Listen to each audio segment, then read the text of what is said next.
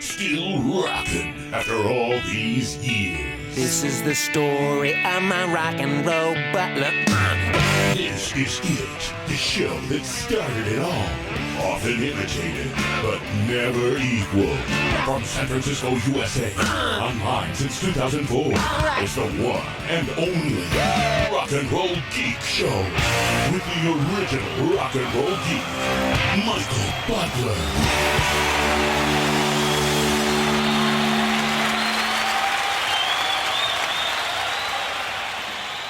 Stevie Salas, thank you for coming on my podcast. I really appreciate it.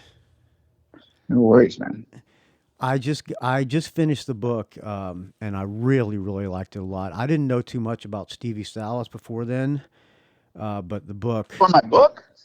What's that? Did you say you didn't? The book is where you learned about me? Yes. I had heard. Wow. I had heard the name Stevie Salas before, and I saw Rumble. And you were in Rumble, but I didn't know too much about you. But the book really got me interested, man. That book is so good. Oh, so awesome that you liked it. That's great. If you were like a musician wanting to, who dreams of stardom and all this, that book is like everybody's living vicariously through you. I don't know if are you taping right now? Yeah, I'm recording. We're going. Oh, good. Record everything because I can never remember what I say. But okay. I tried to write a book that I read so many books, right? Especially from books of my heroes, and a lot of the heroes I've ended up working with, and went from my high school band to all of a sudden I'm one of them. It's weird. Yeah. And I always would find like, when they go into the whole beginning, like, mother and father would make kidney pie, and I was 12, and after a while, I start just flipping through those. I want to get to what made them. Exactly. And so I tried to cut. I had to talk about where I was as a kid, baseball and football and sports, and because everything, the sports thing really had something to do with Rod Stewart, because he's a real sportsman, right? Yeah, soccer guy. And it's about a team, and it's about everybody being accountable for getting their job done, and he has that mentality where a lot of musicians are kind of like, hey, everything's really good in its own way, and so I've always been like, no, you can do it that way, but that way sucks. It's pretty cut and dry for me, and that's why a lot of the guys I work with were like that. Did you read? Let me see. My favorite rock books. There's a great book about Aerosmith called Walk This Way. Did you read that one? I don't remember if I read Walk This Way or not. Well, there's a great Aerosmith book. Joe Perry's got a book. Steven Tyler's got a book. But the one, I got both of theirs. Yeah, the oral history is the book. Anyway, yeah, that's what I'm interested in, rock biographies, and I can't get enough, whether I'm a fan of the artist or not. But I got to say, now I'm a fan of yours. I learned a lot, man. You had a band called This Kids, which was named after a UFO tune. So I'm assuming you were a UFO fan. Yeah. So when in San Diego, when I was a kid, my sister married a guy who was a motocross racer and a surfer, and he actually was an engineer as well, like a really insane engineer. Later in life, he would make prototype parts for the space shuttle and shit. He's like this genius guy. Okay, that kind of engineer, I grew up not a studio engineer. No, not a studio. Nothing to do with music, really. Yeah. Just a music fan. And he, turned me on to so much stuff. He built boats in our yard, and then he taught me how to fish on the ocean. He built me my first surfboard and taught me how to surf. He built my first guitar that he gave me, and I learned how to play. And growing up in San Diego on the beach, I grew up in a little town called Oceanside, California, where we had a lot of kids from the military base there. So I was exposed to like black music and rock music, and so I loved Zeppelin. We all skateboarded. A lot of my buddies were turning professional skaters. It's in the late 70s. And how old are you right now? How old are you? I'm 59 now. Okay, I'm 61. So we grew up pretty much in the same time period. Yeah, exactly. So I'm actually 58, but we went to be 59. Yeah, I'm actually 61. I'll be 62, but that's okay. I got you. Great. Yeah. So I was just thinking, I don't want to confuse people. They go start Googling me, seeing all these things. I'm But, actually I'm actually 49. I'll be 6, but yeah, exactly. Okay, go ahead. I'm still a 16, exactly, Yes. like an infant, immature, in maturity level.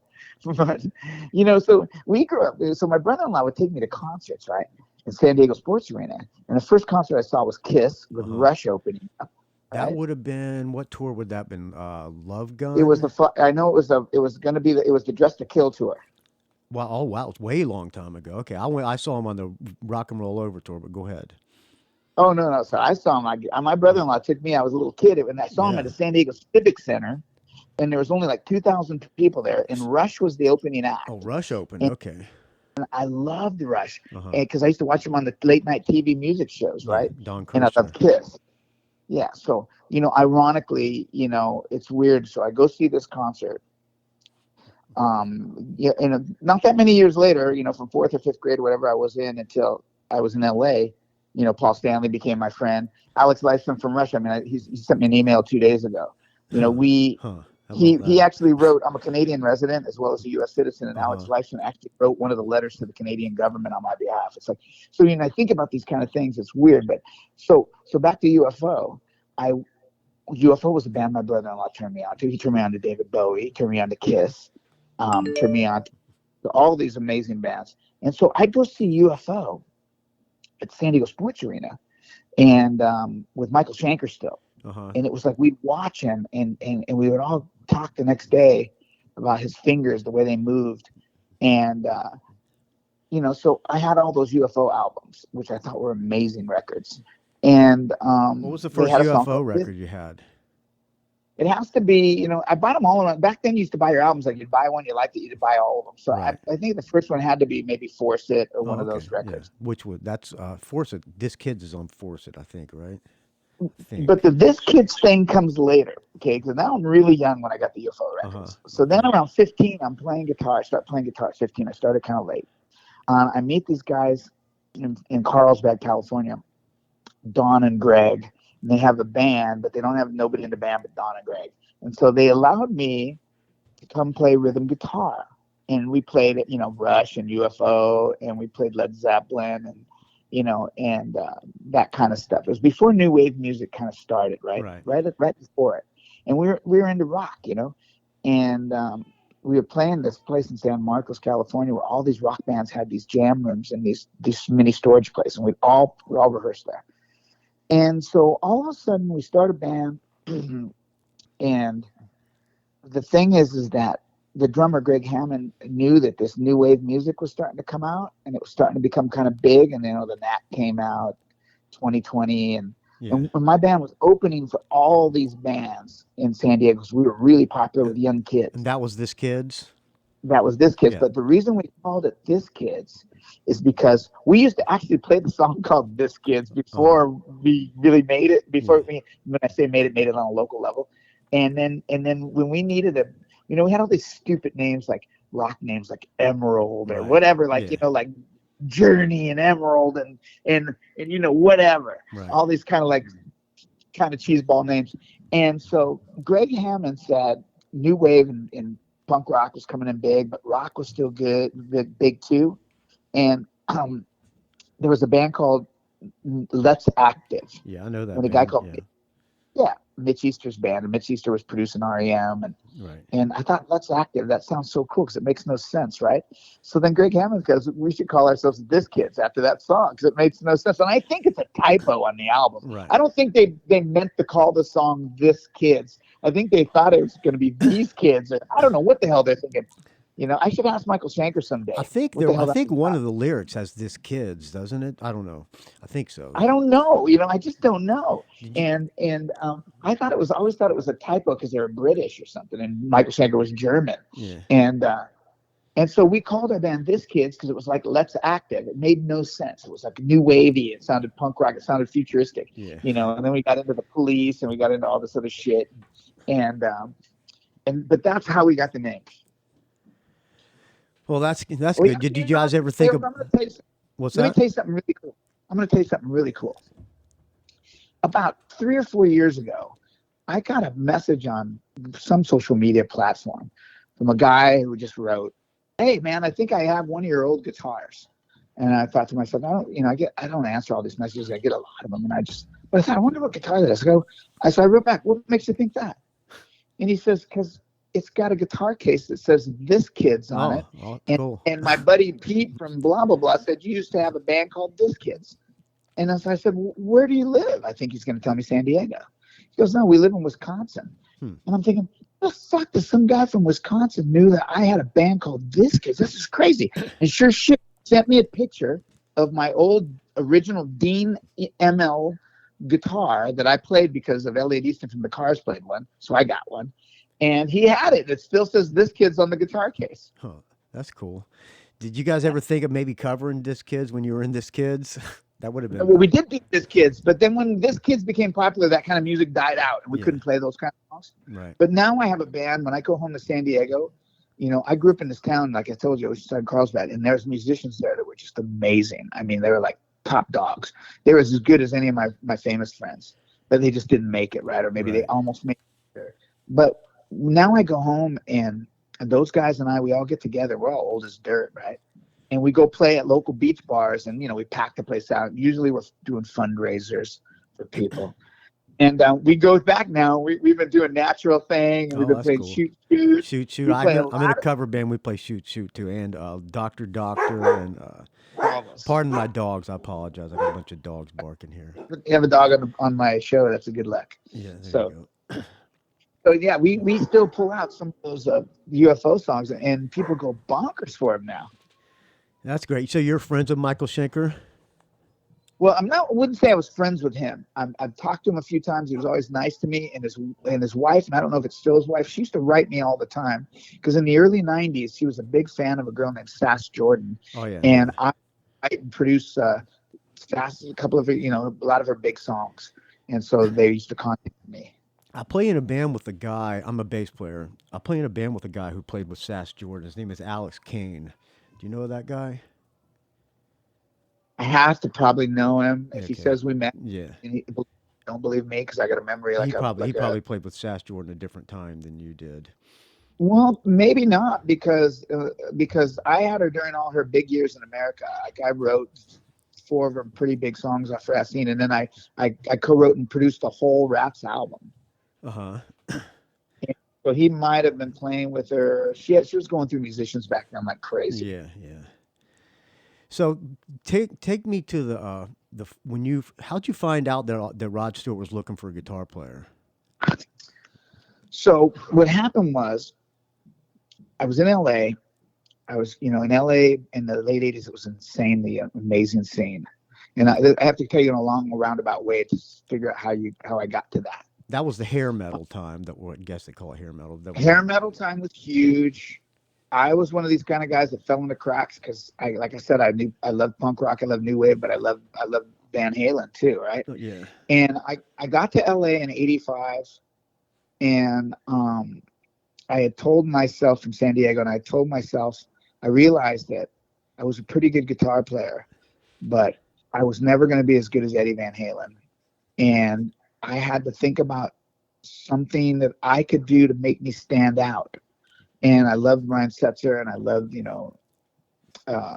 some of these other great guitar players like that. But EVH was a huge influence on me, as well as, Jeff Beck and Jimmy Page and all the usuals. Right. But I also loved the Ramones, right?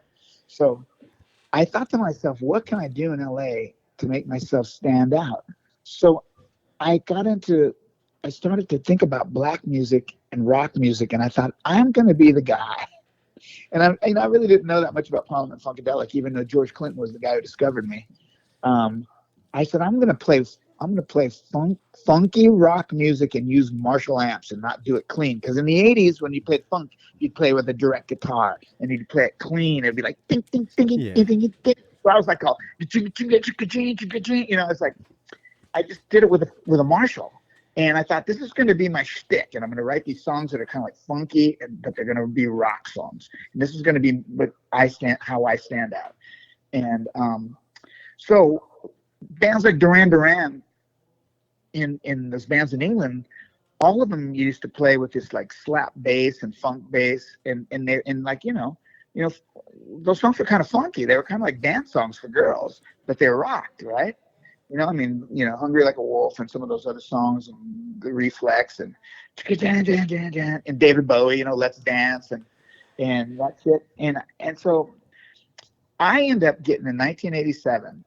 There's a guy from San Diego who was a really big agent in San Diego, and he moved to LA and became an agent in LA, and he always thought I had something. And one day he calls me and he says, I'm working in an office with a guy called Randy Phillips, who ended up becoming the head of AEG, I think it was called. You know, the guy, he was the guy that handled when Michael Jackson died and everything. But he was managing Andy Taylor from Duran Duran, who just quit the band. Andy Taylor put out a record called Thunder. Yes, great album. Not great produced, but great album. Right. And he had a hit record with a song called Take It Easy from a film soundtrack. And he's going to go on tour, and he's looking for a band to put together. Oh, you're going to audition for Andy Taylor's band.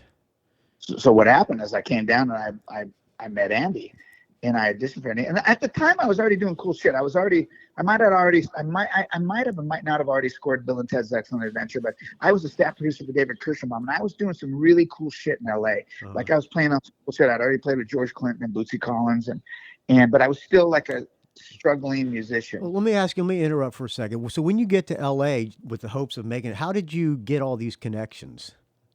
Okay, so I'll tell you how it works. So I was on tour with this kids, and we were playing all over the colleges around the Southwest United States. And then we played in Phoenix, and we opened up for a band called Gentlemen After Dark, uh-huh. which were this band that had the most incredible image I'd ever seen. And the drummer was the most incredible drummer I'd ever seen play. And I said, I got to get in a band with that guy. I think my band, This Kids, has gone as far as it's going to be able to go. I need to make a move if I'm going to do this and try to make it music. So it turned out the drummer from Gentlemen After Dark, Winston A. Watson Jr., was moving to LA and leaving the band. And I was like, shit. So I said, let's try some music. And he came to my house in San Diego, and I played him some of these song ideas, which were way different than anything I was doing in This Kids. And he liked them. And he played on some 4-track demos. So he moved to LA. He had a house they were renting. This girl had a rich dad, and they rented a house in Hollywood, and it had a giant walk-in closet. And I was big enough to put a single mattress in. So I put a single mattress in the walk-in closet, and that was my bedroom. And they had a jam room. We just started jamming. And so then in LA, you have, it was 1985. You have to go out every night. And you have to know where to go. So you go to Coconut Teaser on this night. You go to La Dome on this night. You go to all these places. And in those places is where all their record executives are, all the cool musicians. And you have to make friends to get in those places to meet the right people. You have to really pay attention to LA and work it like it's a job. So you just start networking like a son of a bitch. I'm networking like a motherfucker. I'm networking. I meet people. I have a good look at the time. I'm young. I'm kind of cool looking. You know what I mean? I kind of look like Steve Stevens a little bit, maybe with the hair. You know, I had the, you know what I mean? I'm American Indian. I look a little different. Okay. It was like it worked for, and so that's what I did. I networked everywhere in LA. So this networking got you somebody said, so you got you an audition with Andy Taylor. Kind of, but the guy that actually called me knew me from San Diego and was in LA now and was an agent. And so it kind of was a little bit of both. He hooked me up with David Kirschenbaum, actually. His name was Mark Levy. And he hooked me up with Kirschenbaum, who hired me as a staff producer at a studio called Power Tracks, where I ended up doing Bill and Ted's Excellent Adventure. Uh-huh.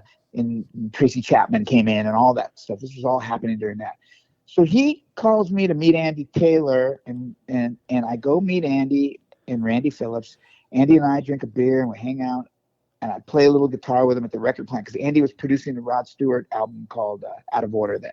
He was writing and producing it with Rod at the record plant. Uh-huh. Play with Andy. Andy fucking loves the way I play. He hires me really because of the way I play eighth notes. That's what he really liked, because I really pride myself as a great rhythm guitar player. So that's the right hand, not the left hand. I'm a right hand guy all the way. I mean, sure, my left hand can do some damage, but really, to me, it's about my right. To me, Eddie Van Halen, it's about his right hand. Yeah. Because when he plays the songs, they're funky as shit. You know what I mean? All the great guitarists will tell you that it's the right hand that's the most important. Yeah. Well, I'm a right hand guy. It's all about my right hand. That's given me a career. So I go play with Andy. He loves me, puts me in the band. We're going to go on tour. He gives me the dream. It's a dream of every kid. He says, go, you need some amps. And you need to have 3 Marshalls for this tour with the Psychedelic Furs because we're opening up the LA Forum. So I go out and I custom order red 100-watt Marshalls. Red. It was impossible to find back then. So you got the gig with Andy Taylor, and he was gonna. Got the gig with Andy. Andy gives me a budget. I go out. I go to Dave Weiderman at Guitar Center, who was a big fan of mine, that thought I was going to become somebody. What a dream that is! Here's some money. Go buy yourself some gear. Dude, I went and I got custom red Marshalls. You never saw it like that back then. They show up in Andy's jam rehearsal room. Andy fucking says, who the fuck got red fucking amps? I want everything. Andy tried exactly. He wanted this stuff to be like, he was hanging out with Steve Jones. He was trying to be hard rock. He was trying to be metal. He's wearing like jean cut off. And you come in with all this flashy shit. And I'm coming in thinking, man, I'm thinking Steve Stevens and Hammer guitars and fucking Andy's all black and he's wearing jean jackets and black jeans. He's getting tattoos and he's trying to shake the Duran Duran image. What he's trying to do. And so I show up at fucking practice and he had some guy spray paint all my red Marshalls black. Oh. So if anybody out there ever comes across a Marshall and they look in the back of the JCM 800s and you see that there's red on the inside, that was one of mine. There you go. I've seen a couple around. So I already I'm pissed off Andy.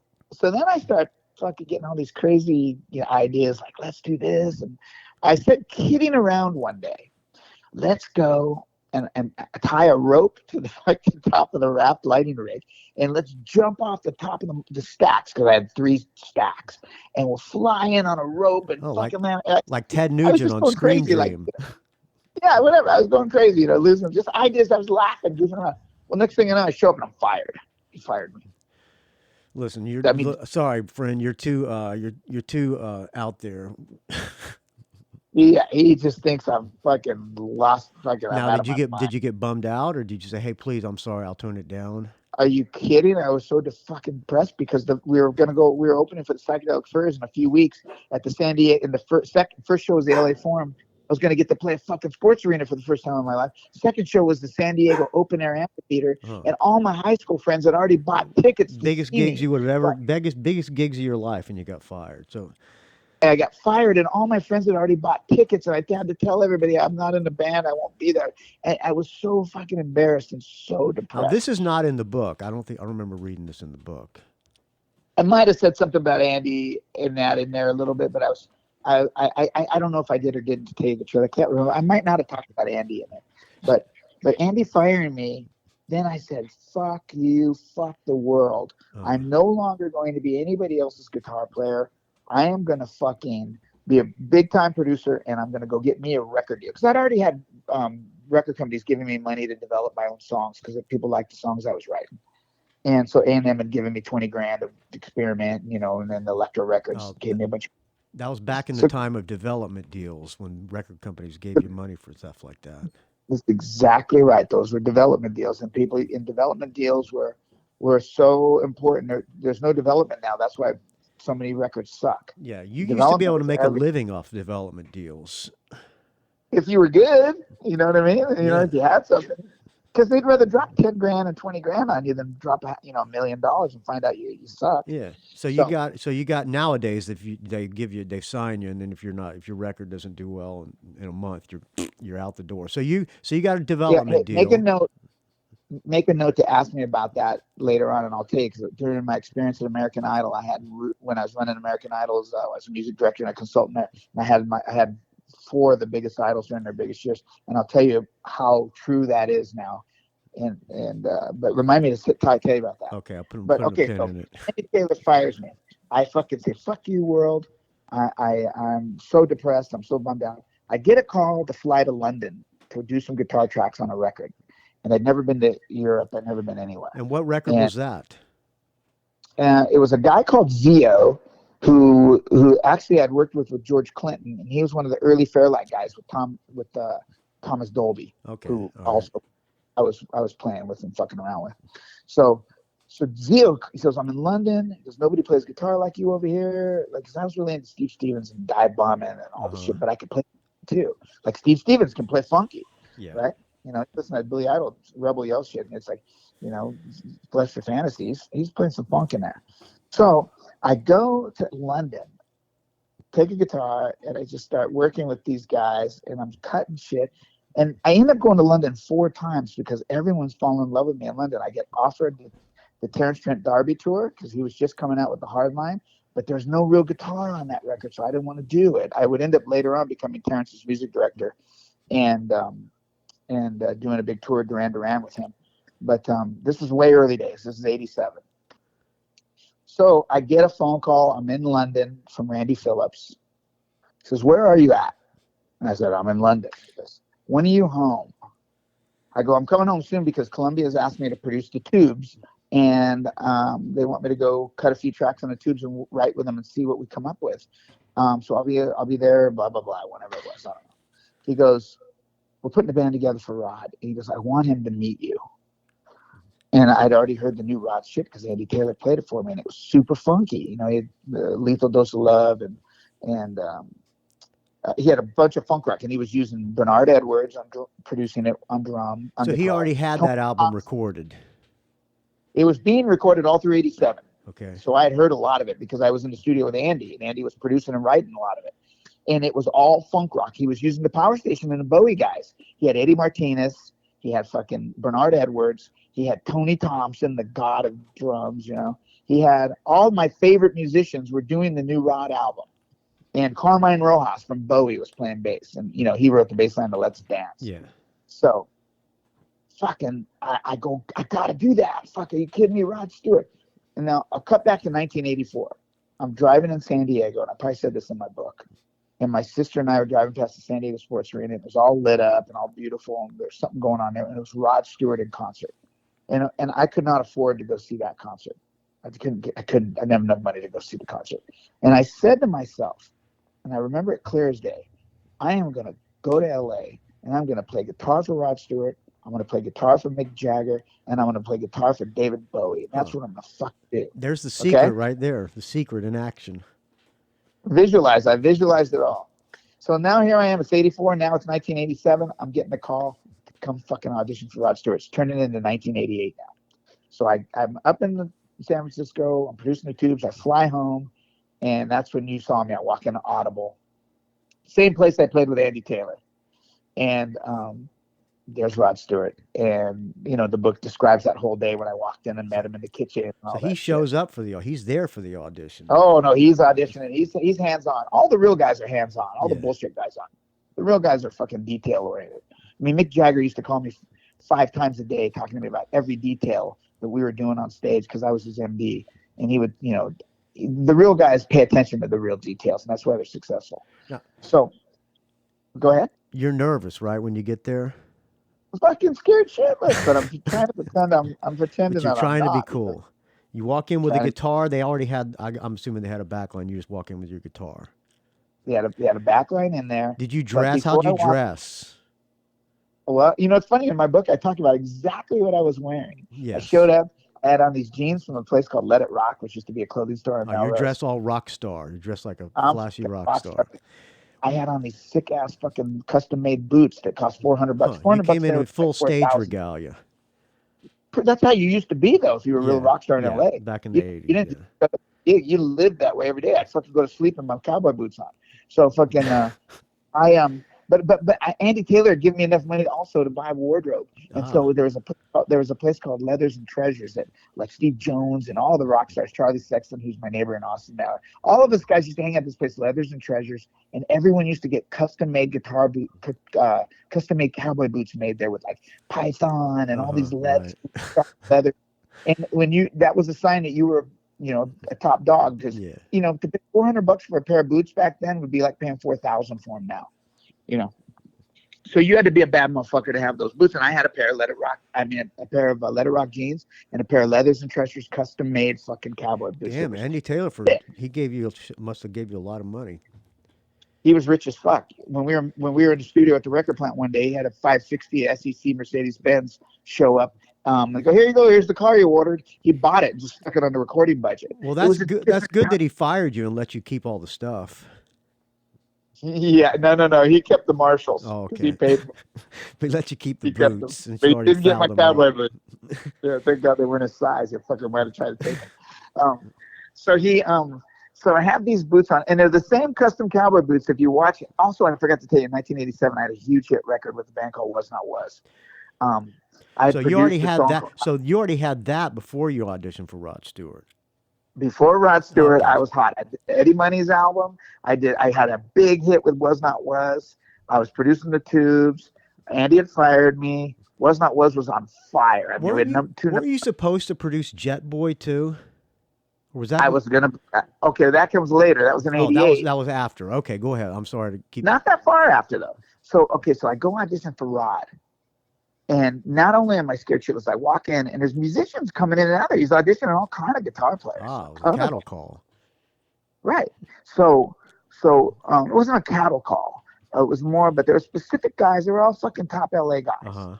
Okay. Top whoever, whatever. And I remember I say in my book, this guy came out and he looked like a fucking plumber. He had didn't have a vibe at all, but he was probably one of those tasty players, you know. And I wasn't necessarily a tasty player. I was a fucking rock star and who could play. And there's a lot of guys that used to give me shit, go, you need to play less notes and you need to do this. I'm like, fuck you. Like, you fucking play less notes. I'm going to do what I'm fucking doing and go fuck yourself. And you know what I mean? It's like, Right. There's always those purists. Oh, why don't you feel it more? It's like, fuck off. I'm fucking rich. Well, fuck you. that was the time of Guitar Heroes, and everybody was shredding back then. I liked playing fucking notes. I mean, I still like playing a lot of notes, but I like playing funk too. You know what I mean? It's like, I want to do what I do. I'm not going to fucking play slow hand fucking trying to be Clapton. Because if I have to listen to Eric Clapton play Before You Accuse Me one more fucking time, I'm going to fucking shit myself. Yeah. So you walk in looking like a rock star, and there's other people were coming out, and you look like you stood out. You felt like you stood out too when you got there. I did stand out back then. I had a good vibe and a good look, but then that made me insecure when I saw that other guy, because I thought, oh fuck, I'm nobody, and do I look like I'm a poser? I'm a fucking poser. Right. Okay. Yeah. Maybe I'm a poser. They're gonna think I'm a poser, and then here's where it got really scary. Okay, the guy walks out. You read my book. Where I walked into the kitchen to get a water, and there's Rod Stewart standing there, and I had to pretend like I just go, "Hey man, how you doing?" He goes, "Hey," and I could see him just staring at me up and down, looking you up and down. And, the old saying, like you could feel his eyeballs burning a hole in the side of your face, right? Yeah. And at least he didn't laugh at you when you walked in. That wouldn't have been a good sign. No, he didn't laugh at me. It was a good sign, but he was like. I was like, I didn't know what to do. I said, oh, I didn't want to go, oh my God. I was just like, but inside you got to play it cool. You got to play it cool. You can't say, I'm a huge fan. I really love every picture telling hey, man, fucking blah, blah, blah. No, I just said, hey, how you doing, man? He goes, hey. So you didn't bring any albums to sign or anything? No, man, don't ever do that. Everybody out there, never do that. So I asked, I'm just looking for water, and he gets water, and then I could see him, and I just walk out like I'm cool. But I was almost going to shit my pants. And Rod Stewart back then was like a true superstar. Yeah, Tina Turner did Rod Stewart. He was on top of the world. Those are the biggest of the bigs. Multiple sold out sports arenas, like superstars. When they'd walk into a restaurant, the whole place would go nuts. Right. So I go out, and then they call me to come in. Okay, now it gets gnarlier, because who are my heroes growing up in San Diego? Carmine Rojas. There's Carmine Rojas. The bass player. What's he dressed like? What are the guys in the band dressed like? They were New Yorkers, man. They were dressed like the way they dressed, like the way you'd see them in the old pictures with David Bowie and Carmine Rojas and Eddie Martinez. You'd see him on the Run DMC videos for the King of Rock, and he was fucking playing with Blondie, and then you'd see there's Tony Thompson, the same fucking from David Bowie. So they're pretty much Leather Street, New York dressed. They're just bad motherfucking brothers. They're like, black dudes that are looking like the coolest motherfuckers you ever saw. And they ain't all overdone like the Minneapolis guys used to get all overdone like Prince, and dress up all crazy. They weren't. No, they weren't. These guys were street. Yeah. No, they weren't dressed like pimps either. Yeah. They weren't dressed like that. Yes. They weren't like some Ike Turner right. shit. They were like a mix of rock and street, that look like maybe they could all kick your ass. So you walk And, in there, all your heroes are in there, or guys Yeah. that you consider the coolest of the cool, and so you really had to be cool. Then were your hands shaking? No, I can't cool it. I'm cool as a cucumber under pressure, but I was fucking inside. I was flipping out because I was meeting they were truly my heroes. Did they It was did like they give you any songs to learn? Did they say come in knowing these songs? nothing? And so they go, to my surprise, they thought I looked cool. So Tony Thompson starts talking to me, and I'm fucking like, Tony Thompson, everything. The Power Station album was like my favorite album. So now I've been fired by Andy, who was in the Power Station. Now Tony Thompson's drummer, and the Power Station and Robert Palmer, Addicted to Love, and that album with Tony, and fucking, that whole sound of those giant drums and that thing that was going on with Power Station and Robert Palmer and that was the sound that I was all about. And there's Tony fucking Thompson right there, Upside Down, fucking Diana Ross, fucking all the shit that I grew up in loving. And it's him, and he's talking to me like I'm cool. And then I said Carmine, Carmine is like fucking David Bowie, Let's Dance. I'm just like, bass player. I'm shitting. And he's cool as fuck. And then here's the trick. Do you remember I told you about networking?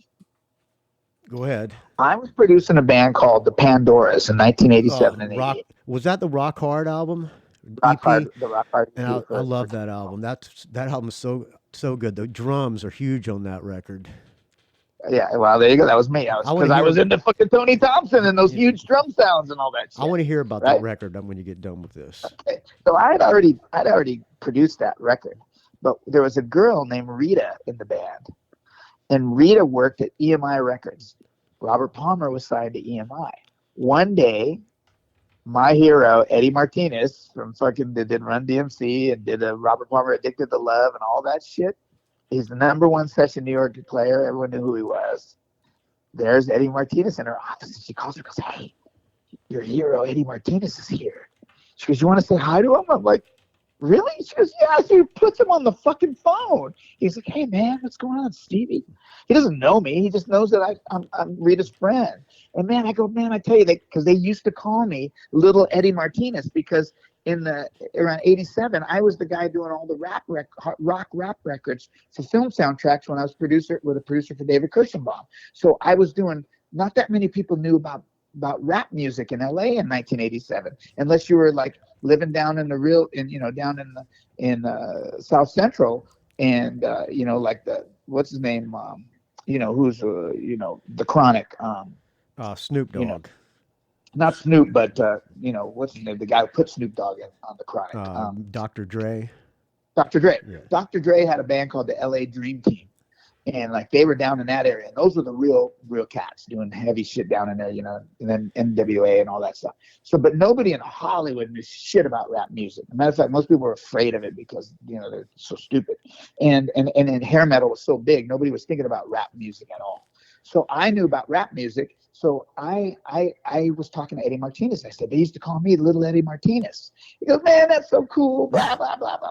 Okay, and then we hang up. No big deal. All of a sudden, it's 4 months or 5 months or 6 months later, and I'm walking in, and I say to Eddie Martinez, "Hey, Eddie." He goes, "Hey, man, nice to meet you, Stevie." And I go, "No, we actually talked on the phone once, you Eddie." And he goes, "Oh, yeah, I remember. Hey, man." And all of a sudden, when somebody acknowledges you in front of the boys, the real boys say, "Hey, he must be cool." If he's cool, then they don't no longer big league you. They're like, "What's up, man?" Yeah, you got to be cool too. You can't be all goony. You got to be cool too. So Eddie accepting me like I was somebody instantly gave me credibility with the whole room. And Eddie came over and he was talking to me like he knew me. Then Carmine was cool. Tony Thompson was already cool. And then fucking Rod comes walking in, right? And they all talking to you like they know you when Rod comes in. "Oh, this guy must know all these people." So I instantly was somebody that they respect. He could see that they somehow had some kind of a respect for me. Not necessarily as a musician, he didn't know that, but they were talking to me as opposed to just being, "Yeah, man, what's up?" You know what I mean? Yeah. So you got a little bit of an edge up on everybody because it seemed like you were you guys could get along as a band. I seemed like I was on the inside, exactly. And I was like their little brother, right? And Tony Thompson goes, bam, starts playing some beat, and I just start going, and Eddie Martinez is like, wah, wah, wah, and Carmine's like, boom, boom, boom, boom, and we just start playing funk rock. Just jamming. Just start jamming. Just jamming some funk rock that's heavy, because Tony Thompson's all, it's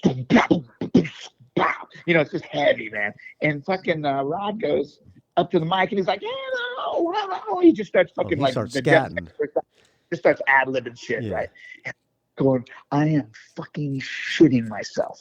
Going, this is insane. Fucking Rod's head's all cocked back, and he's fucking on the mic, and it's just like, I can't. I'm getting fucking hyperventilating right now just thinking about that moment. And we finish, and then Rod says, let's play Maggie May.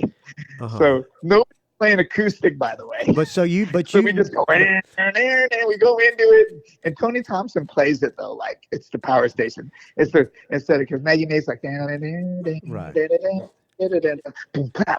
Wake up, Maggie. But Tony Thompson's like so before you get in here, you did go work on some. So when you knew you had the audition, you learned some Rod Stewart songs in case. Well, I knew them in my head. So you never actually learned them. When I hear a song like 500 times, I can figure it out in about 3 minutes. I can usually figure out a song, start the song with a band, and by the end of it, I've already know it before it's over. Yeah, you just look at the key they're playing in and then just go with it. I have a gift for that. Yeah, I never took a lesson, but my ear has a gift for that. And if I've heard a song enough times, I don't have a problem. So Maggie, I kind of knew it. I remember I must have brushed over it a little bit because it's got a lot of chords, but we played it and it was cool. And we played something else. And I left, and I went to the airport, and I flew back to San Francisco to continue working with the Tubes. Next day, I get a phone call from Randy Phillips. Says, "You did it, Stevie! Congratulations! They won. They love you. Got the gig. I got the gig, right? So I'm fucking like, wow. First thing you want to do is call everybody. I call everybody, but I don't want to tell too many people because I'm nervous. And then I come home, and the phone's not ringing. All of a sudden, something's wrong. You sense it. Something's not right. Yeah. Randy Phillips calls me and goes, you know what? I'm sorry. You can't do the gig. Bummer. And I say, why? They go, they realize that you and Eddie Martinez play too much alike. They need somebody who can play acoustic and slide guitar, and Eddie doesn't want to do acoustic. And that's not your thing either. And I go, it isn't my thing. You're right. I'm fucked. And it was just like that. I go, well, keep me in mind. Yeah. So then what I did is I went on with my life, went back to England, blah, blah, blah. But I could not get Rod Stewart out of my fucking head. I was obsessed. I was having dreams about him. And dreams about my mom out in the woods with my buddies hanging out. And there's Rod Stewart drives by and he stops like, hey, Stevie, what's going on? It's like he knows me. I'm having dreams, crazy visions, crazy shit. My Indian shit's going crazy, right? Were you, sorry to interrupt, but were you second guessing how you played? Maybe you're thinking maybe I should have laid back more? Or? No, you were not. Okay. I knew I killed it. The problem was I was fucking a clone of Eddie Martinez. You know what I mean? Yeah. I actually got called to play with Billy Idol when Steve Stevens left around that same time. And I was such a clone of Steve Stevens that I said, I told Michael Goldstone, I said, Michael, if I took that gig, I'll kill it. And I go, but I'll never be my man. I'm going to be a Steve Stevens clone for the rest of my life. I'm going to say I'm an invitation to him, which is not a bad invitation to me if you're going to imitate somebody. But so anyway, you're out thinking about Rod Stewart and I'm just dreaming about him. I'm having visions. I can't get him out of my fucking head. And they're rehearsing. And so during the whole time, I had no pride. I'm calling up Malcolm Cullingmore, Rod's assistant. I'm calling Tony Thompson. Nobody would ever answer my calls. And I'd leave a message. Back then they had answering machines. Hey, Stevie, check it. If you ever need me, anything I can do to help. I had no shame. And I did it constantly, like once a week, checking in just in case, anything going on. Yeah, so you're still in their head. Well, I was trying to stay in their head, but I couldn't get it out of my head. I was obsessed. So I had a girlfriend at the time, an actress named Christina Whitaker. And she wanted to go on a trip somewhere to Mexico or something. And I said, I can't leave, man, in case Rod and them call. I got to be here. Yeah. And she knew Rod's manager because her best friend was Maria Conchita Alonso, the actress in Miss Venezuela. And Maria was managed by Rod's management company. And she'd already been at parties when the whole band's playing. They hired Jeff Golub. Jeff Golub was in it. Jeff Golub's a god, and she yells at me, you're not going to do that gig. Get it out of your fucking head. You just got to fucking move on. There's something wrong. Who wants And a I broke up with girlfriend? her. Yeah, exactly. Who wants a girlfriend that's going to crush your dreams? Yeah, well, she was probably right though.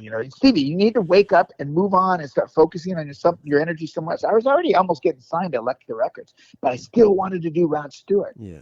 And I broke up with her. I just said, I can't see you anymore. If you don't believe in what's going on in my mind right now, my brain is telling me something. The atmosphere in this world is telling me something. And all of a sudden, out of the fucking blue, Stevie, it's Malcolm Cullimore. I get a message on my answering machine. Huh. Come down and see us at Audible. Rod Stewart would like to talk to you. Oh, wow. So I go down there. Now, the first thing I would have done, this is probably why you're successful as a musician and I'm not. I would have called that girl who and said, in your face, but go ahead. Right. I hadn't gotten the gig yet. Yeah.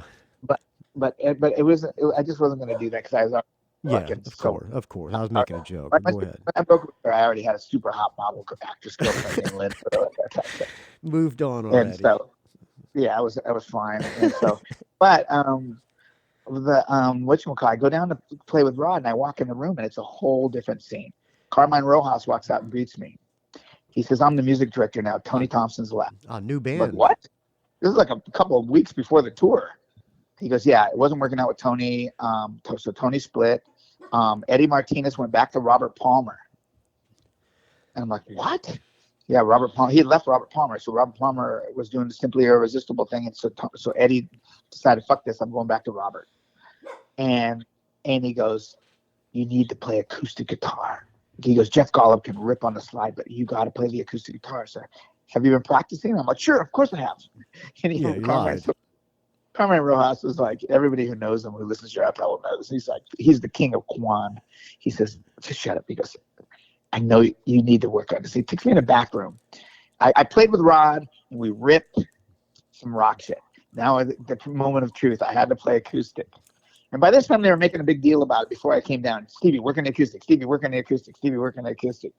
So I was practicing, but I fucking sucked at it somewhat. I had to really relearn how to play guitar because acoustic's a whole different animal if you're playing it at that level in a sports arena. You know what I mean? It's not like strumming around playing Kumbaya around the fucking fire at the beach. Yeah, know? And I think that was Ron Wood's parts, right? Well, Woody played all that shit, and fucking Jim Cregan, and didn't he probably use weird open tunings and stuff? I would imagine. It was not just that. It was they had touch, and I had no touch. Yeah. I fucking skateboarded, and I surfed, and I fucking was aggressive, and I drove a Porsche, and I fucking played Maggie May like it was fucking like I was in the Ramones instead of going. Yeah. Those guys had a feel. I was playing it like Pete Townsend. I'm not kidding. Right. It's like Pinball Wizard or some shit. Yeah. And so I fucking go in the back room with Carmine. He goes, play I Was Only Joking, or You're in My Heart, one of those songs. And I play it, and I play it okay. And he says, "Do me a favor." He goes, "I'm going to have the band break for lunch," because now Carmine was the music director. "I'm going to have the band break for lunch. Go home, come back at 4 o'clock, and work on this shit hard fucking core, and come back at 4. I go, "Okay, Carmine." He goes, "Work on it." Because then Carmine said something to me that was mind-blowing to me. And if you ever interview Carmine Rojas, which you should, because he's a fucking legend, he'll tell you this story. He looked at me and he goes, "I don't know what it is about you, but when you walked in the room that first time, you reminded me so much of my little brother who had died in my arms when he was 12 and I was 14. And I don't know what it is, but I feel like you have to do this gig. This is like for you." Wow, that was that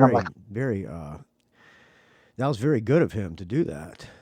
Yeah, and I had already been having all these visions about me doing this gig, and then he had this whole thing about his brother. I mean, I just felt like the fucking gods are conspiring. Yeah, I got to pull this off. Almost to the point of being weird. It was kind of, if you're a Native American and you're a spiritual guy, it's more like you have visions and you see this shit and you visualize it and you make it happen. I think all of us have that power. I just think we've all been told that that's mumbo jumbo. And I believe in this power of visualization more than anything, because I visualize shit I want to do and it happens. And so you got to really, really get your brain into it though, so. And I'm not fucking, I'm not walking around with crystals and fucking Yamaste and shit. Hey, it worked for you. So that was something you were taught as from Native Americans? Wasn't taught any of that. It was just in me. Huh. Okay, go ahead. Back to the audition. I could do So the whole story on just how to do that, but go ahead. I go home and I fucking work on this shit, and it's not easy. Yeah. It's fucking not. And I work on it. And I come back. He goes, okay, moment of truth. We're gonna play "You're in My Heart" or some shit. And I started blah blah blah blah blah blah blah blah blah blah blah. And I'm playing it wrong, by the way, but nobody can tell. But Jeff Golub taught me the wrong way to play it. I would learn how to play it right later on, after one night at the LA Forum when Jim Cregan watched me play it and fucking said, "You're fucking up my fucking song." That's in the book. So, yeah. So I play it. It feels good. The band feels good. Now, instead of Tony Thompson on drums, it's Tony Brock from the Babies. Yeah, from the and Babies. My band, this kid, used to play a lot of Babies songs. I used to see Tony playing all the time. I'm a huge Babies fan. Didn't Wally Stockard play with Rod Stewart for a while? I think he might have for a minute. Rod had a lot of guitar players in and out there for a while, but not during. I was in the stage where he fired all the old guys, including Tony Thompson, and including Tony Brock. Tony Brock was in the old band with Jim Cregan, Robin Lemisher, all those guys. You know, and Tony Brock's a great drummer. Oh, so Tony Brock's back, and it's Tony Brock, and it's me, Jeff Golub, who's the fucking greatest, and fucking Carmine Rojas and Chuck Kentis on keyboards, and Chuck had played with Julian Lennon, and Chuck was with fucking, I think he was doing Bowie, and he was doing all kinds of shit, Nona Hendrix, and these are like top dog #1 New York badass. So now he's got a rock and roll backing band rather than more of a funk. The band we had all Marshall amps. We had fucking stacks. It wasn't it wasn't a pop band. It was a rock arena. But check it out. So we played the acoustic song, and it feels pretty good. So then Rod plays, let's play Infatuation. And that's my shit. Jeff Beck's parts were my shit. And I hit this fucking harmonic on it. It goes down, down, down, bam, bam, bam. And then it goes doodle-in, doodle-in. And then it goes bam, bam, bam. And then this lick goes like that. But I hit doodle-in, ooh, and I hit this fucking pinch harmonic. And Rod stops. And he looks and he goes, that's what we fucking need. That's what this band needs. I would later find out that Rod was looking for a guitar player that could play like Steve Stevens, because he loved what fucking Steve Stevens and Andy Taylor was doing with the Power Station, and what Eddie was doing with fucking Robert Palmer, Addicted to Love, and he wanted that edge that those guys had. That's why he got Eddie Martinez. That's why he had Andy Taylor. That's why, and I was a clone of those guys. I was a product of those musicians, and I played like them. And they all played funky rock, and they all hit harmonics and dive bombs, and I could do all that. And that's what Rod wanted. And so he wanted to bring the band into the fucking more modern. So it was 1988, and he didn't want to sound like some old blues old man. I tried to play all small time fucking rock and roll boogie woogie shit. Yeah, he wanted some muscle. And the hair metal thing was happening then, and so you added a little bit of that touch. It was huge then, and he wanted to rock arenas still and move some air. And so he got the Bowie guys and the Power Station guys, and you know. So he looks at me after I hit that harmonic, and he says, "You're in the band." And he goes, and he said, "This time I mean it," because he knew that they told me I was in the band before, and then they told me I wasn't. And when he said that to you, what was the first words that came out of your mouth? Nothing. It was more of a gasp of the air, like I've been carrying around this thing on my shoulders and in my head since they first told me I had the gig, and I didn't. And it was almost like it was like, oh my God, I knew my life was going to change like never before. And I was like, I just remember being like I could have just laid down and rolled up in a ball. And I was just like, oh my God, this is like, it was almost like I could have cried, because I knew in my mind that this was going to be my gig, and something was wrong. And why wasn't, but I couldn't walk away from it. I was obsessed. And there it was. I got the gig. And with 3 weeks to go. 3 weeks to go. 3 weeks before the tour starts. And the tour was, the first 4 gigs were football stadiums. Oh, that's so great. I went to headlining football stadiums. Okay. What's the contract look like that they hand you when you get the gig? We didn't have contracts. Nobody has contracts back then. You just, this is what I'm getting paid. This is what I do. And when you're a bad motherfucker, you don't do a contract. You just fucking come in. Huh. So they just say, okay, here's what you're going to get paid. What does a guitar player, an up and coming guitar player, make for playing with Rod Stewart? So what the other guys were making, like Carmine and them were making probably about $8 or $10 grand a week. and I came in making $3,500, which was A week back then's not bad. That's pretty damn. That's even not bad now. That was massive money back then. Yeah. That was like, if you made $100,000 back then, a mansion in Beverly Hills was $1 million, and if you're making $100,000 a year, that was crazy money. So no, it was like I had never had this much money in my life. It was all of a sudden I was fucking loaded. I bought 2 houses in 1 year. So you didn't bother negotiating for more or anything like that? I tried, but they laughed in my really? face. That's pretty ballsy to try to negotiate for more. Well, and that's in things like Jet Boy. You talked about Jet Boy. Once I got the gig that week, we started rehearsing, and Michael Goldstone called me and said, "I want you to produce Jet Boy for me." And I said, "I'll do it." I go, "I have rehearsals with Rod Stewart in the day, and I'll do it at night." And then all of a sudden, Randy Phillips calls, says, "Hey, you're not going to do that Jet Boy record, are you?" He said, "In front of Rod." And I was like, "Oh, absolutely not. I can't. I'm so busy working on these songs." And Rod's like, "Sure, yes, because you need to work on these fucking songs." Did Rod Stewart know who Jet Boy? I'm sorry to interrupt. That's a big problem I have interrupting. But did Rod Stewart know who Jet Boy was? No. Okay. But it was MCA Records, and Randy Phillips had a label deal with MCA. So it was MCA. So that was the second Jet Boy record, I think. Yeah, because the first one was with Steve Pross, who signed me to Island. He had signed Jet Boy to Elektra, I think it was. It was Elektra, I think. Yeah, I played. It was before Feel the Shake. It was. No, they didn't get signed. It was after Feel the Shake. MCA. Okay. Yeah. What year was Feel the Shake? 87? I don't know. I used to play in Jet Boy, believe it or not. But anyway, Billy Rose, a good friend. Probably 88, maybe. Anyway, but they ended up getting signed later to that MCA. Record. It was maybe that record. Some of that record, it was the one I was supposed to produce because it was at 1988. So I'm gonna have to ask Billy when I see him. And I think it was MCA was the only label they were signed to. But Steve Pross was going to sign him, and then he got fired, and he got signed to MCA is what it was. They were working for Elektra, I think, and Steve Pross got fired. That's why I didn't sign to Elektra. I signed to Island.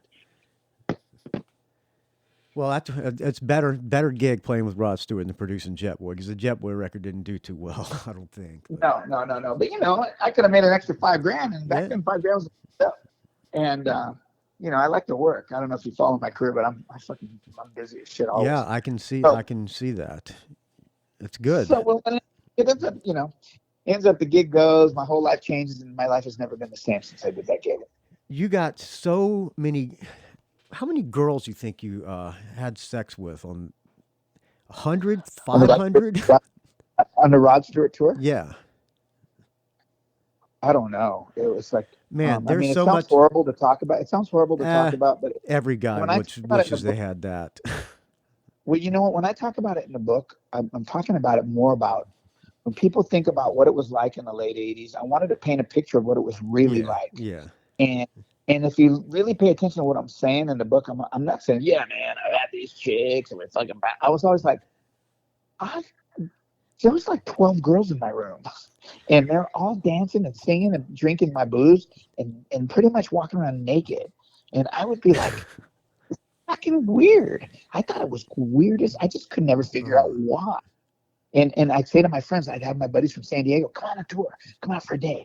And I'd go, and they'd all think I was lying. There was no internet back then. So I'd say, man, these girls were all in the elevator and they all took their clothes off. It's like, they're like, you fucking liar. I go, swear to God. They're like, why? And I don't know. So sure shit, Dale Lawrence comes out, my buddy I grew up with. He used to be a light man for this kids. Yeah. We're funny. We get in the elevator and I go, watch this. I go, hey girls, it's like they knew I was in Rod Stewart's band because we were playing Joe Rogers Stadium that night or the next night or whatever. And I go, my buddy here, Dale's from San Diego. He doesn't believe that you guys would like actually just show him your tits for no reason. They giggle, they look at me, what? And then all of a sudden they go, okay. And they just took two tits out. Dale looked at me and I go, see what I mean? I don't know what the fuck. So your friend Dale got he got, just by way of association, he got laid like crazy. Oh no, dude. He was I walked in my suite one day in one of my hotel rooms, and he had some girl on the table naked. It was like 2 PM. I mean, he was out of control. He was living La Vida Loca for sure.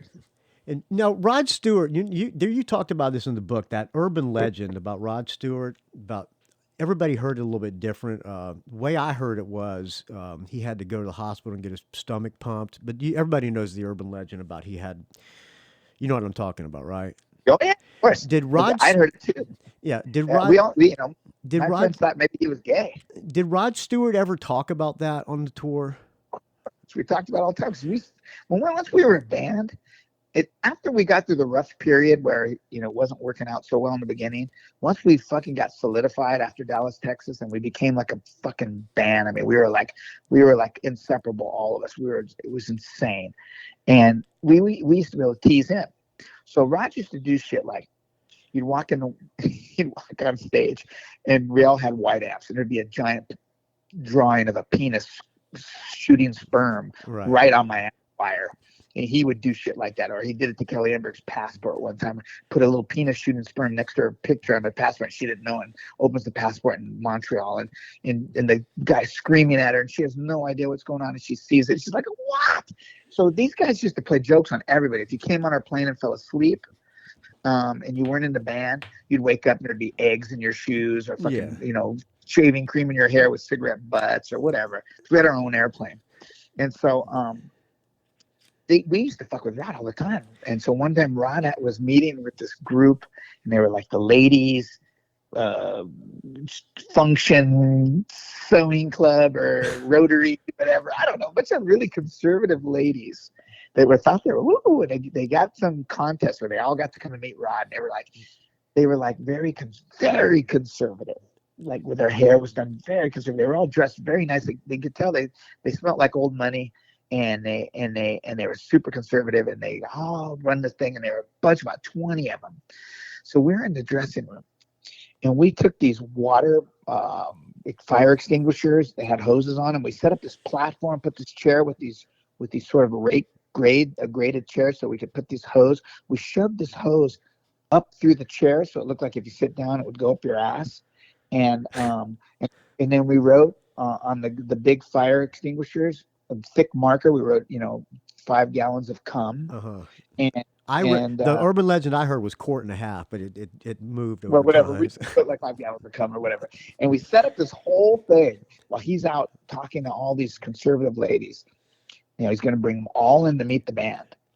We all stand there in front of this whole platform set up with this 5 gallons of cum, 2 of them set up with this chair on a big platform. Rod's chair or something. We put a sign up, Rod's personal chair or some shit. And it has the 50 gallons of cum, or 5 gallons of cum. And we stand there like nothing's going on whatsoever. We're all like, and he brings in the ladies to meet us. And we think he's going to fucking turn red, or he's going to turn them around and walk them right out. And he's going to be fucking pissed. And we sit there with straight faces standing there like, hey, Rod, And this is when you knew Rod was the baddest motherfucker on the planet. He looks at the fucking chair and stage and the setup and the platform and the big sign, 50 gallons of cum. Rod, here's your chair, Rod, and for your stomach pump or whatever we put on there. And he looks at it and he goes, what's happening, boys? I want you to meet a few friends. And he stands right there at the chair. And the ladies are getting squirmy, and they're looking at this shit and they're freaking out. We're all like, hi, nice to meet you. We're shaking. And Rod acted like nothing would even happen. Nothing was even there. He just ignored it. And the ladies were so uncomfortable. And Rod just, okay, ladies, great to see you, and walked around. It was the coolest shit I ever saw in my life. He freaking didn't even flinch. Did you guys ever, where do you think that rumor came from? Did he ever talk about he told us. He had a gay publicist, and earlier on, many years earlier. And when he fired the guy was pissed off, and he fucking spread that shit like wildfire about Rod, because he was mad because Rod fired him, and that's how it happened. But it wasn't true at all. No, everybody knew Rod Stewart could get the girls. Oh my God, dude! Our backstage was just like, that's when I went from the Rod Stewart tour to opening for Joe Satriani on the first Color Code tour, and I was 5,000 guys a night on the Satriani show with maybe 1 or 2 that had a girlfriend. Where Rod Stewart was like 10,000 of super famous actresses, and yeah. Oh, there's so many great stories in this book, man. It's a really, really good book. Whether you're I'm a huge Rod Stewart fan anyway, but even if you're not, the rock stories in this book are just nonstop great stories. Did you write this book yourself? Yeah, I had a co-writer friend of mine, Bobby Ailing. But what happened was he would interview me, and then he would try to write what I was talking and sound like I talked, and it just wasn't right for me. So I ended up having to write it. And then what Bob did was just so brilliant at. I'd be like, yeah, Bill Graham signed me, and then I went on blah blah blah. He'd interject in there like Bill Graham, who came over from, migrated. His family was Jewish and blah blah. And he started Bill Graham Presents in San Francisco and owned the Fillmore East and West. He would fill in all the stuff. So you knew who these characters were, and so you had a guy really kind of guiding you how to expand it. He would just expand it. I would give him my story, and then he would put in all the information. Like Joe Robbie Stadium, I said I saw myself on the Diamond Vision screen, and I freaked out and froze and stopped playing. And then he put, which I didn't know, which at the time was the largest Diamond Vision screen ever built. I didn't know that in that stadium. When they built that stadium, it was famous because it had this gigantic LCD or whatever that is, a screen that was the first of its kind, stuff like that. He was really great at that. When did the book come out? It came out, I think, in 2014. Okay, so and then now though, it's ready to come out later in a couple of months on audio now. Oh, you're doing an audiobook. Are you reading it? I read it myself, so it's my voice. How long did that take? Oh, you already finished doing all the audiobook parts of it. It took me a couple of days. It wasn't easy, but it took me a couple of days. Yeah. That's not easy doing an audiobook. No, it's not at all. Well, Stevie Salas, I thank you so much for doing this. I'm going to talk to you the Pandora's album. Were you a fan? Were you a fan of that Pandora's band? Because that was that was a departure for them. They were more of a garage poppy sort of punk edge, and this was more of a hard rock album for them. Well, that's why it's called rock hard, right? Yeah. It's like her Paula's take on, every song was about fucking. Every song was about having sex, 6 times a day, and he's coming and all this shit, right? It was all double entendres and rock hard, like your fucking guy's got a hard on or whatever. But she went from being really garage. She had signed to Elektra Records with Steve Pross again, the same guy that did Jet Boy, and signed me. And they got dropped from Elektra. And everyone thought that the Pandora sucked and they shouldn't have been signed to a major label. And Steve Pross really believed in Paula and the band. So I was a staff producer at Kirschenbaum's, like I said. And Steve said, if I could get a little money from Capitol, from Restless Records, could you think you could produce something? And I go, of course. And Paula at that time was really into the Cult Electric, which Rick Rubin had produced, which had those big drum sounds. If you recall, that was a Cult album that kind of sounded like Led Zeppelin in a way. Yeah. And AC/DC a little bit, yeah. AC/DC big time. I had Kim Shattuck on the show a long time ago. May she rest in peace. She hated that album. What, Rock Hard? Yes. Well, she sure didn't hate it when we did it. Oh, really? Huh. She fucking play every song, sing every fucking song, and fucking go nuts. I love that. I love that album. Even it's an EP, but I love every song on that. Even the last song, Close Behind. All the songs. Every song on that album is catchy as hell. Yeah, Kim, and Paula, and what were all the girls' names? Melanie was the keyboard player. I don't remember. Mel, of course, it's just like still on she follows my Instagram. She's the best. Mel, Kim, Rita, and Paula's no longer with us either. Yeah, Paula passed away in this bizarre, had aneurysm or something like that. It's terrible. But the drummer was I'm blanking right now because my brain's not working. I don't know. I don't know who the drummer. I just remember Paula, the Melanie girl, because she went in to be in the Muffs with Kim after Pandora. See, I Muffs. The Muffs to me were like a fake punk rock band. Oh, really? Yeah. Okay. Yeah. I liked Kim when she was the bass player. Yeah. Not a guitar player. I saw her hit a guy over the head with her bass at a Pandora show once. Oh, she didn't fool around. Well, those girls would do shit like they would do this crazy shit. Like I was never shocked by anything. Remember I told you about Rod Stewart walking in and feeling the same, but like keeping my cool. When I was first in the Pandoras, they would do things to the engineers and stuff that they were famous for. Like one day I go out and I go, I need you girls to all sing some backgrounds on the microphone. I walk out there and they're standing there ready to sing and they're all topless. their tits out. Huh. And so I just ignored it. I'm like, okay, guys, so when you sing this part, I want you to gang it, read it, do the high part, and I walk back in the room, and they'd be like, what the fuck? They couldn't get a reaction out of it. I mean, Kim, one time, there was a dog called Barney, I think. There was a dog in the studio I was working at the time with them.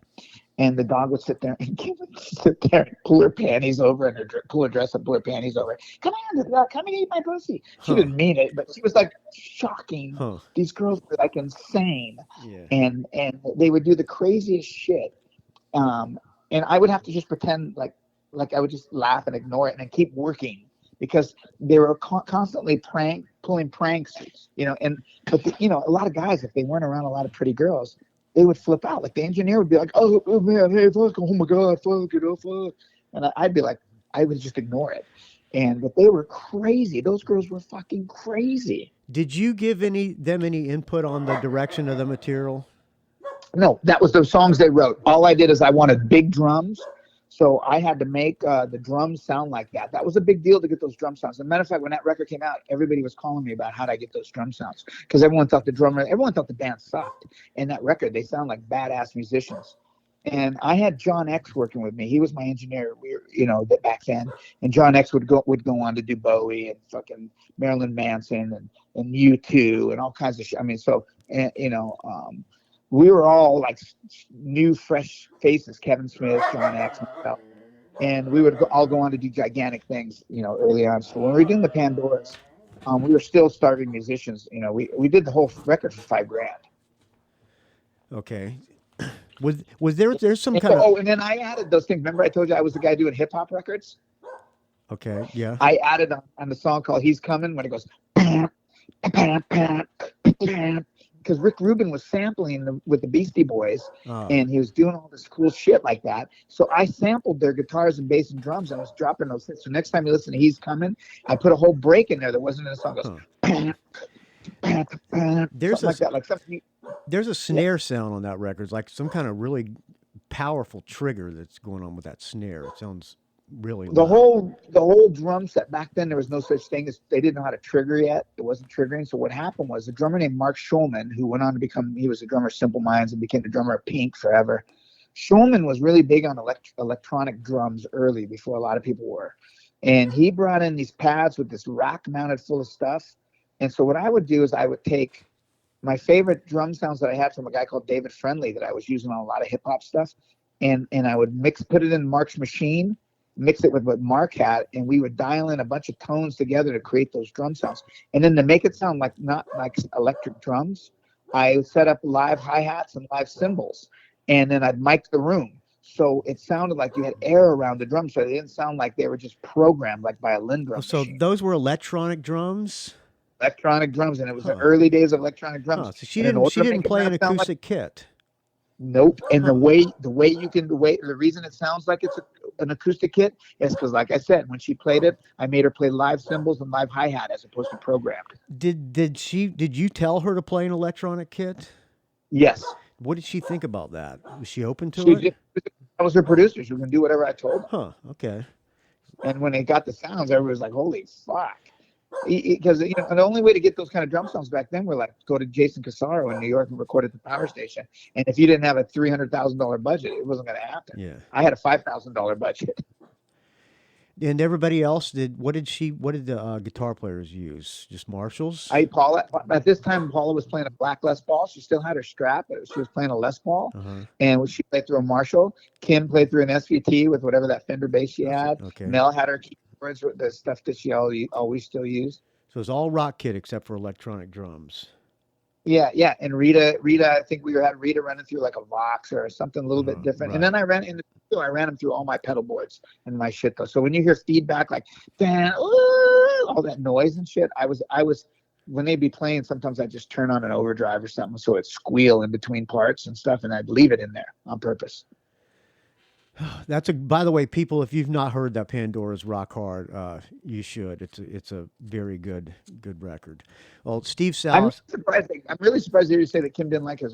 I remember when I did the song He's Coming and I added the Rick Rubin samples, they hated it and they were worried. And then they called me back. Mel and Kim called me back and said, leaving.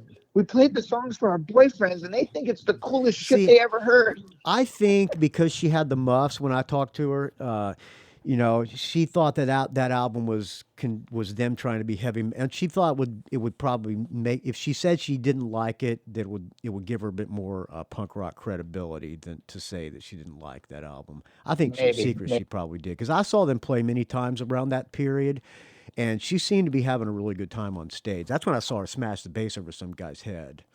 Yeah, they were fucking that. And it wasn't really, they call that their metal years. It wasn't metal at all. They were like Slade. Or they were like, It had more of a punk rock. I mean, the vocals sounded kind of punk rock to me. Yeah, Paula fucking just brought it, man. But but it was the album's full of attitude. Yeah, it was the time. That was the hair metal time. You needed to rock, and they weren't hair metal, but they needed to rock. And like I said, AC/DC.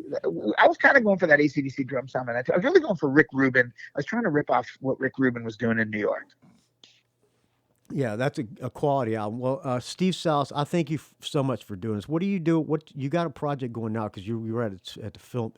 I was trying to line this thing up, and you were back and forth at film festivals. Well, I got a bunch. I have a film company now. I produced. I started producing TV in 2006 up in Canada, and I had a series that I was starring in and producing, and then I made a movie in 2017 that won Sundance, and when I got nominated for an Emmy for it. It's called Rumble. You can see it now. It's on Netflix. I just watched it again for the second time a couple of days ago. It's really good. Oh, right on, right on. Hey, somebody told me, did you used to live in Benicia? No, I live in San Francisco. Okay, but you weren't, because I was on with Jimmy Dunlap this morning. Jim Dunlap. The guy who sings, I'm in a bunch of bands, but one of the bands I'm in is a cover band. He works for Jim Dunlap. His name is Graham. Okay, that's why he said he knew you. He says, I think he's supposed to live in Benicia, but he's probably talking about the guy who works for him. I have a band called the Butlers, and my last name is Butler. That's why he said that. He thought you were from Benicia. So he called me early this morning. We're shooting the shit. And so Rumble, and I have a new film with Donna Carey that's we just premiered at the Nantucket Film Festival last weekend, and he wrote and directed 7 seasons of The Simpsons. Was the head writer for David Letterman. And I'm busy all the time. Are you married? No, I have a child, and my family and we have a house in Austin, Texas. And, your son lives with you? He lives with me, and so does his mom, but we're not a couple. Oh, we're mom and dad. Okay. Did your son's mom read the book? I hope not. My son has the book. I told him he can't read it. Okay. Yeah. How old's your son? He turned 16 this week. Well, he'll read it eventually. One day, I'm in no hurry for him to read it. Though, now, who did you work with on American Idol? You were like a mentor and musical director for some of the big. I know it was Adam Lambert was one of them. Yeah. I was a consultant and music director at 19 Entertainment, which was Simon Fuller's company that owned American Idol. So they had the idols, and that was where the management was. And so I was a consultant there and a music director. So I was a music director for Daughtry, David Cook, Jordan Sparks, Chris Allen, Allison Irita, and Adam Lambert. And Adam Lambert's the only one that's really, of all those that you just named, is the only one that's still got.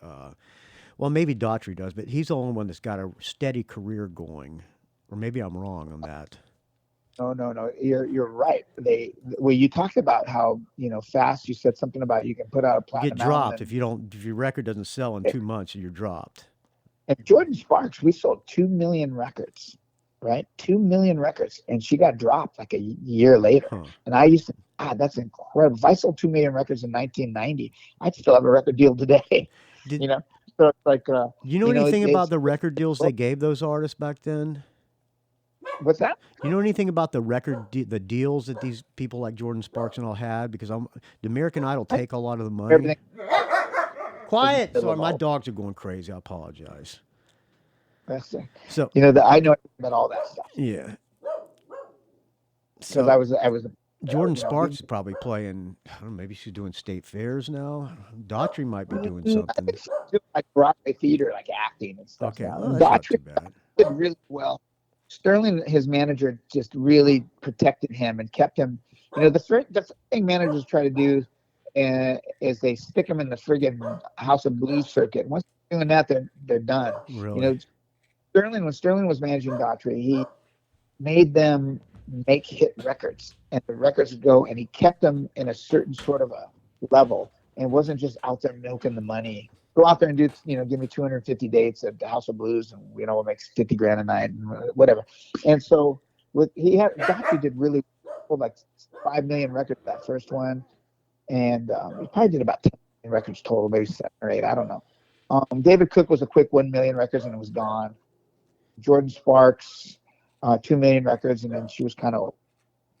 Adam Lambert was faster. Adam Lambert we were going to ship 1.2 records on that first week, and then I produced the number for the Music Awards at the end when he closed the show, and I was the actual music director for that section of the American Music Awards. It was a big night for me because Randy Phillips was there, and I said, and he's, I'm going to watch him because I know you're directing it, and it was the closing of the American Music Awards, and Adam kissed the bass player. And by the next morning we were in New York City. We took a red eye in New York City. By the next morning we were cut off every show. Huh. And we ended up shipping 400,000 records, and it barely went gold. But he joined Queen. That's why he's got a career now, because his career went down because he kissed a dude on stage. Huh? How about that? Isn't that crazy? I know. Well, here's the thing you didn't realize. Coming from California or New York, we're like, who cares? But his audience was an audience in the Midwest. Young girls. Sit down on a Tuesday night, not just young girls. Moms and dads and the kids would sit down with some popcorn. Let's watch American Idol. It was a family show. And Adam Lambert was trying to think his audience was Lady Gaga's or Madonna's audience. His audience was mainstream middle America. Yeah. Did you also play with MC5? I'm still in the MC5. I just did their new album. Yeah, I played with the MC5. So you did the tour with MC5. Who was singing during that time? Oh, I just actually played. We just went and did a couple of weeks of shows. I don't know. We played San Francisco. I don't know. Were you there? No, I was not. The reason I'm asking, was Handsome Dick Manitoba ever in when you were doing it? No, okay. No. Right. They had a guy that used to sound like him that sang before me, but now it's a guy from your area called Brad Brooks. Brad Brooks. I don't know if I know him by name. I'm sure I know. He's from the Bay Area. I'm sure I know his band. Okay, I was wondering maybe you knew Handsome Dick Manitoba or not. Nah, it wasn't him. Okay. Well, Stevie Salas, I could talk to you for a long time. It's been really great. And there's so many good stories in this book. Again, the book is called When We Were the Boys, Coming of Age on Rod Stewart's Out of Order Tour. When's the audiobook coming out? I believe it's coming out in August, so everybody should keep an eye out for it. And then you can still get the regular book. It's so easy to get on Amazon. Well, thank you so much for doing this. And friends, contact Stevie Salas and let him know you heard about him on the Rock and Roll Geek Show so he doesn't think he wasted an hour and 21 minutes of his time. I really appreciate it. All right, man. All right, you take it easy. I'm always around if you need me. Just reach out. Thank you so much for doing this. I really appreciate it. Take it easy. All Bye-bye. right, talk to you later. Bye. There you go, Stevie Salas. Lots of stories in this book. I'm not just bullshitting you, friends. This book is really, really good. It's called When We Were the Boys, Coming of Age on Rod Stewart's Out of Order Tour. It's all about that tour, and there are so many great stories in that book. All right, let's close out with a song. Again, thank you to Stevie Salas for doing this, and let him know you heard on the show so he, It does help when somebody contacts them and says, "Hey, I heard you on the Rock and Roll Geek Show." Like, oh, okay, it was a good idea, and you never know. I appreciate it, friends, and thank you for keeping the donations coming. You know it's a value for value, so if you get any value out of this show, you know what to do, friends. I really appreciate it, because without your donations, this show would die a horrible, putrid, stench-filled death. rockandrollgeek.com is where you can find the show. Find me, rockandrollgeek@gmail.com. Find me on the Facebook, R&R Geek. Find me on the Twitter, R&R Geek. Find me on the Instagram, Rock and Roll Geek. Don't ask. You can find Stevie Salas, steviesalas.com, STEVIESALAS.com. He's got a ton of music out there. I'm sure you know more about his music than I do. Let's close out with, I think I should probably play this kid's tune. How about that? All right, let's pull this up. Okay, and maybe I'll. Here's what I'll do. I will play this kid's tune. I'm going to play a song called In Such Hurry from 1983. Then after that, I'm going to go right into a Pandora's tune. How about that? Okay. So here is this, kids. Thank you for listening, friends. I'll talk to you soon.